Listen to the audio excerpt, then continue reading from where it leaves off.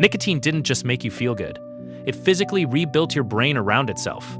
And it did it so quietly that by the time you tried to quit, the trap was already complete. Your brain physically changed its own structure to accommodate nicotine. Every puff you took, every hit you vaped, your brain quietly built new pathways, new receptors, new defaults.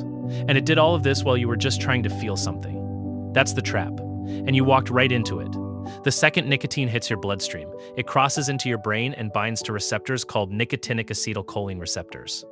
Those are the locks. Nicotine is the key. The moment it fits, your brain releases dopamine. Dopamine is your brain's reward signal.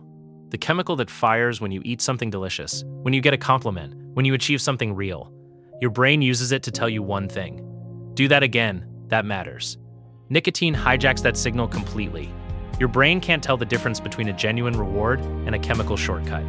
So it treats every cigarette, every vape hit, like you just did something worth repeating. Your brain is smart. Too smart. With repeated nicotine use, it notices the dopamine spikes and adapts.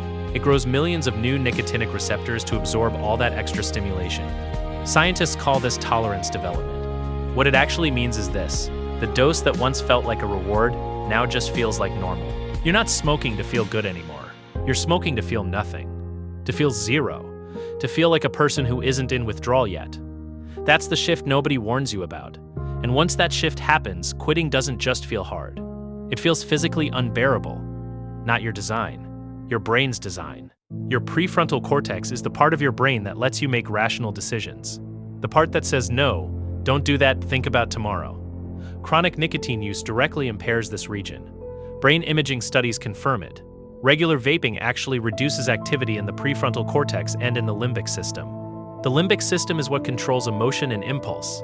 So nicotine doesn't just create a craving. It damages the exact part of your brain you need to resist it.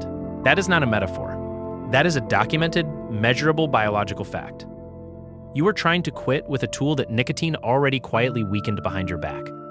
Someone fills your house with water every single day. Your house adapts. The foundation adjusts. The walls expand to hold it. Now the water stops. Suddenly your house starts cracking. Not because the house was badly built, because it rebuilt itself around something that's no longer there. That's withdrawal. Your brain built itself around nicotine. When you remove it, your entire system screams for what it now believes is its normal state. That's why the first week hits like a wall. Irritability, anxiety, insomnia, inability to focus. These aren't signs of weakness. These are signs your brain is restructuring itself back toward baseline. You're not falling apart.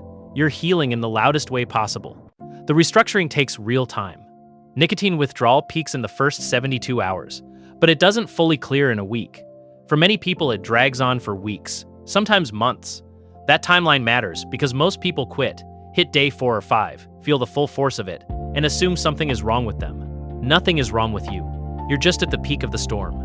The brain isn't ready yet. And walking away at that exact moment is like leaving a hospital mid-surgery because it's taking too long. Your body is doing the work. You just have to let it finish. Even after the physical withdrawal fades, your brain keeps a different kind of trap running. It's called cue reactivity. Your brain spent months or years linking nicotine to specific moments. Stress, coffee after a meal, a certain friend, a certain place.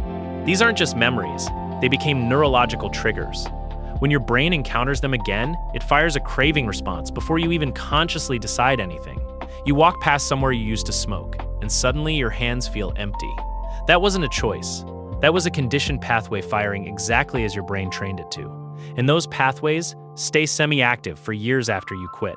The brain keeps them warm, waiting for the right trigger. If you're vaping rather than smoking, the trap runs even deeper.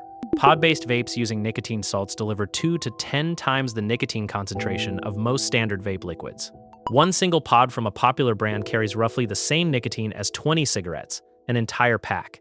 You might have been hitting that device 15-20 times a day thinking you were using less than a smoker. You weren't. You were flooding your dopamine system at levels that make traditional cigarette addiction look mild. By 2022, research confirmed that vaping dependence had reached the same severity as smoking dependence. That shift happened in under 5 years. Your brain didn't stand a chance against engineering that precise. This hits adolescents hardest of all. Nearly 9 in 10 adult smokers started before age 18. Your prefrontal cortex, the decision-making and impulse control center, doesn't fully develop until your mid-20s. When nicotine enters a brain that's still actively building itself, it doesn't just create addiction. It potentially rewires how that brain will function permanently. Attention span, memory formation, emotional regulation, all of it affected, not just during use, after. Even after you quit successfully.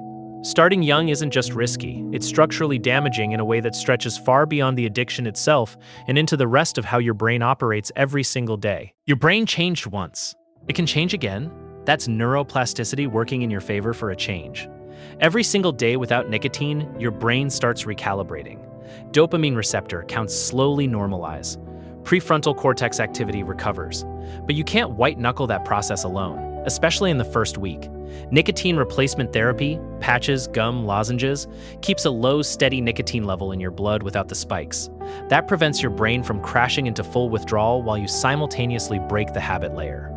Prescription medications like varenicline partially activate your nicotinic receptors, so cravings blunt without a full dopamine surge. These aren't crutches. They're tools that match the actual biology of what you're dealing with, and research shows they significantly improve your quit rate. The behavioral side matters just as much. Those cue triggers don't disappear on their own. You have to break the associations deliberately. Identify your 3 biggest triggers. Change what you do in those exact moments specifically. Your brain linked nicotine to stress. Give it something else in that slot. Deep breathing, cold water on your face, 2 minutes of movement. Your brain will resist at first. That's the old pathway firing. But every time you respond differently, you weaken the old route and build a new one on top of it. Researchers call this extinction learning. You're not erasing the addiction, you're building a stronger response that eventually outcompetes it.